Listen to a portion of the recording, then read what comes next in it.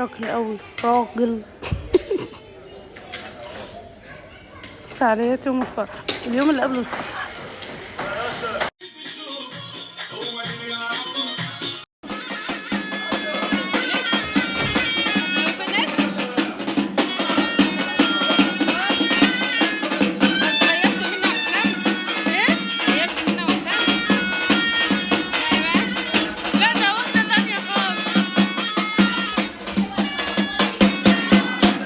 مفيش حد يصورني للأسف، بس أنا بتجهز عشان الفرح بكرة. بحط حنة وهرسم حنة لسه، وقاعدة على الأرض عشان موسخش الدنيا. وده شكل ايدينا بعد ما حنيناها، ودي الرسمة اللي أنا عايزة ارسمها. ما عنديش طبعا القلم الأبيض بتاع الحنة، فعملت بقلم جاف وكده، وهبتدي بقى ان انا اعمل بالحنة. يلا بينا. حاولت على قد ما اقدر ان انا اظبط الرسمة زي ما انا عايزة، بس هي طلعت كده بقى. مش عارفين، اول مرة اصلا استخدم نوع الحنة ده، بس اهو هنعمل ايه بقى؟ زي الفل، جميلة. قولولي انها حلوة.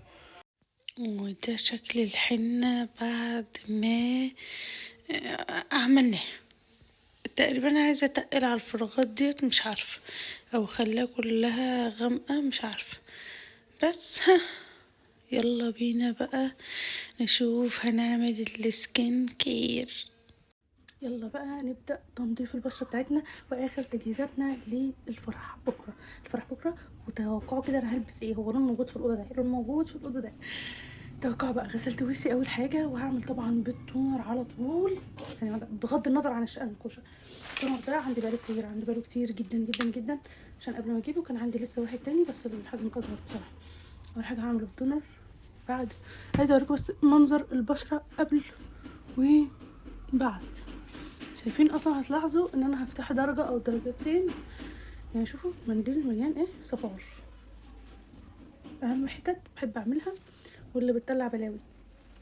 الحنة كنت بجرب اشيل، كان عندي زوايد. لبست جوينتي وانا بعمل اسمه ايه يا ربي، اللهم صل على النبي. انا بعمل سكراب لرجليا، لبست الجوانتي. بعد ما قلعته ايدي عرقت الحنه كلها، ايدي كلها بقت سودا خالص.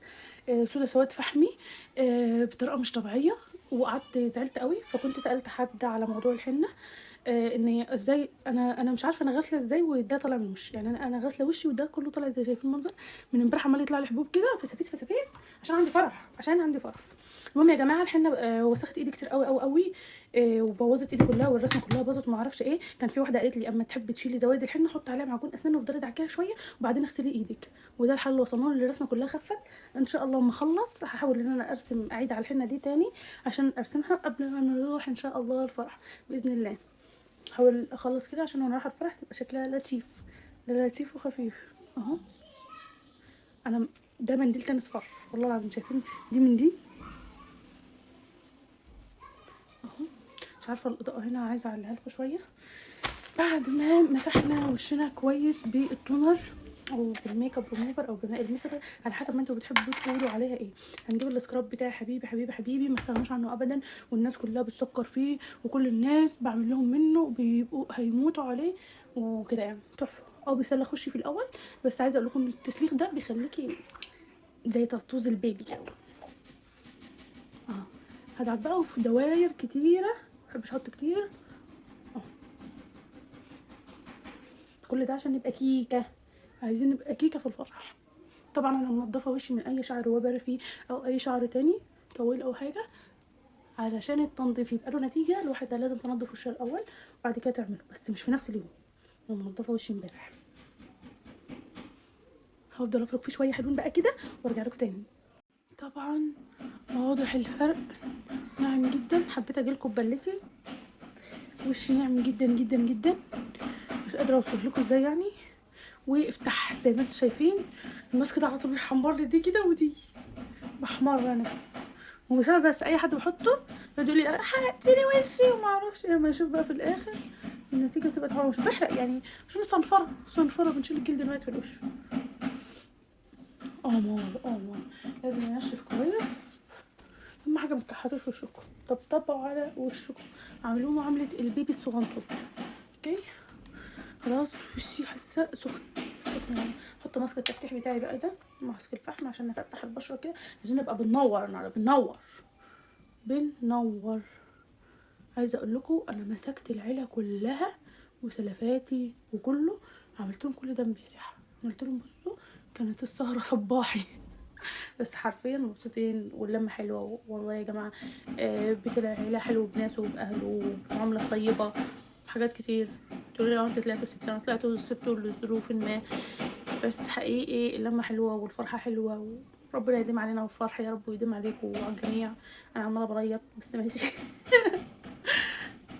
اهو زي الفل يا عمو. يا اللي بتدق في الشارع ارجوك كفايه. انا مسكته العيال بالعافيه ومشغله لهم الشاشه وقافله عليا عشان الدوشه. يقوم عمو شغال ده، مش بكتر لان دوت لازم اسيبه لحد ما ينشف. فالاول كنت بعمله طبقه تخينه واقعد استناه بال3 ساعات ينشف.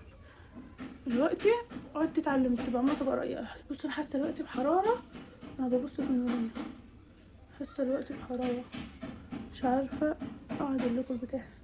هستنى ان هو ينشف بقى كده يا جماعه، وبعدين ايه، وبعدين نخلص بقيه حاجتنا ونشوف بقى نعمل ايه وكده. يلا سيبوني ينشف وارجع لكم بعد ما غسلت الماسك بتاع الفحم التفتيح. وطبعا باين الفرق، فتحت حوالي درجتين. رجعوا الفيديو في اوله وفي اخره، ده غير النعومه اللي بقت موجوده في البشره. بما اننا كده بالليل، فانا هحط السيرم اللي انا متعوده احطه عشان بشرتي تتشربه. السيرم بالفيتامين سي. اوه ماي جاد، السيرم ده يتحط بالليل عشان ما يتعرضش لضوء الشمس. وبعد ما السيرم يتحط هحط بقى جل الصبار اللي انا متعوده عليه، واقوم حاطه المرطب بتاعي وبس.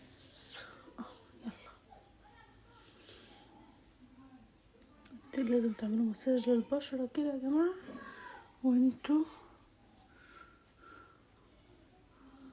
وشي تشربوا بسرعه جدا لانه مرهق من الحاجات دي. وبس كده نعتبر ده الفاينل لوك بتاعنا لتنظيف البشرة اللذيذ العظيم. شوفوا فرق كبير بين اول الفيديو والوقتي. وش شربه في ثانية علشان خاطر مرهق